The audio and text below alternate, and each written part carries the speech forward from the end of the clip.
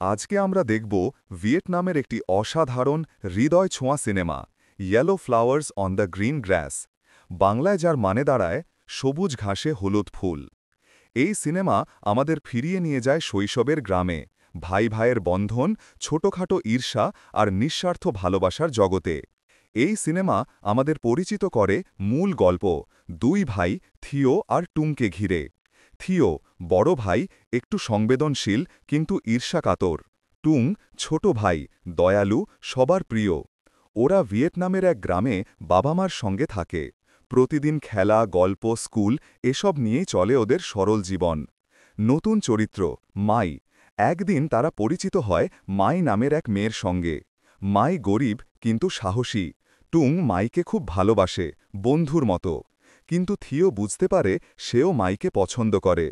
এখান থেকেই শুরু হয় ভেতরের দ্বন্দ্ব। ভাইয়ের প্রতি ঈর্ষা জন্মায় থিওর মনে। ঘটনার মোড়। একদিন এই ঈর্ষার কারণে থিও এমন একটা কাজ করে ফেলে যাতে টুং একটা বড় দুর্ঘটনায় পড়ে। টুং হাঁটতে পারে না আর। থিওর মনে তখন শুধু অপরাধবোধ আর অনুশোচনা। সে বুঝতে পারে ভালোবাসা মানে শুধু পাওয়া নয়, বরং ত্যাগ আর ক্ষমার মাধ্যমেই ভালোবাসা পূর্ণ হয়। প্রতীক ও বার্তা। এই সিনেমায় হলুদ ফুল মানে নিঃস্বার্থ ভালোবাসা, আর সবুজ ঘাস মানে শৈশবের সরলতা। গ্রামের প্রাকৃতিক দৃশ্য, সুন্দর ব্যাকগ্রাউন্ড মিউজিক আর সিনেমাটোগ্রাফি সব মিলিয়ে এটা এক কথায় একটি ভিজুয়াল কবিতা।